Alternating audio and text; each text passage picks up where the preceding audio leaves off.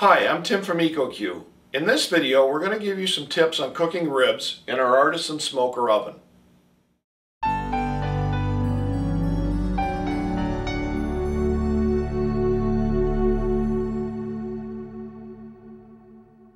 There are many great cookbooks out there with recipes for ribs, and there are chefs that have prepared these recipes who are far more experienced than me.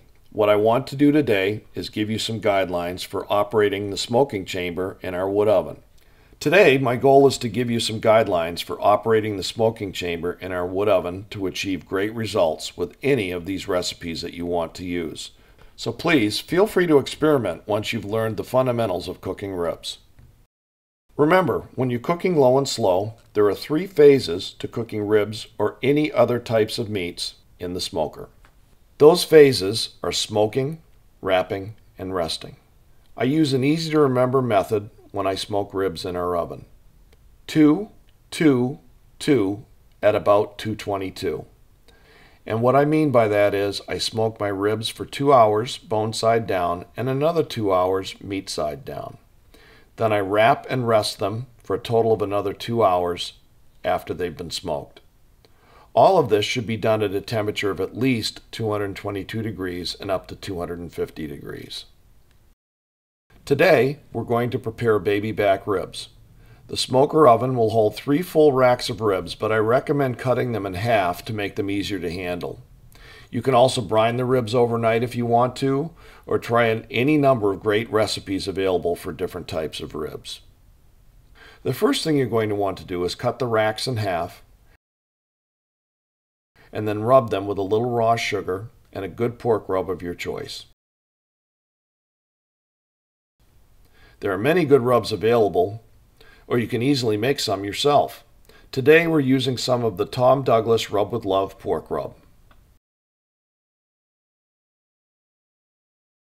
Once you've applied the rub to both sides, make sure that you let the ribs rest for about 30 minutes at room temperature.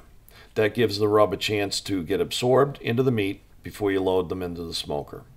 Don't be afraid to put the rub liberally all over the ribs so that it forms a nice crust during the smoking process. You'll also want to make sure the rub sets up into a nice crust before sopping your ribs with any type of basting or sopping sauce.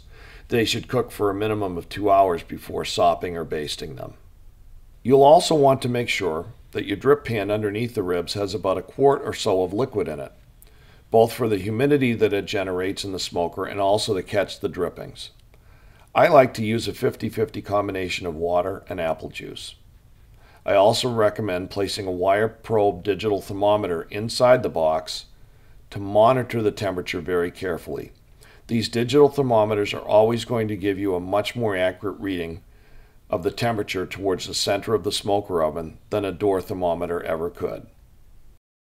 Our ribs have been smoking for 2 hours bone side down and another 2 hours bone side up. Now it's time to wrap them. Remove all of the half racks at the same time and close the smoker door. One at a time, you'll wrap these half racks of ribs with a combination of brown sugar, honey, and a little apple juice. I use about a half cup of apple juice per half rack, along with 2 tablespoons each of honey and brown sugar that I spread on both sides of the ribs. Carefully make a foil bag, leaving one end of the foil bag open so you can pour some apple juice inside.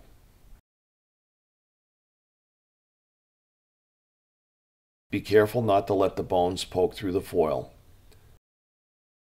I recommend double foil wrapping each of your half racks of ribs. Once all of your ribs have been wrapped, it's time to place them back in the smoker again. I usually cook them wrapped for about 60 to 90 minutes. You can tell when they're ready by flexing one of the racks inside the foil. Pull them out and let them rest in the foil for about 30 minutes. At this time, they are either ready to serve as is, with some barbecue sauce brushed on top, or you can finish them off on your barbecue grill, which does a nice job of caramelizing the outside of the ribs while you brush a little bit of sauce on top.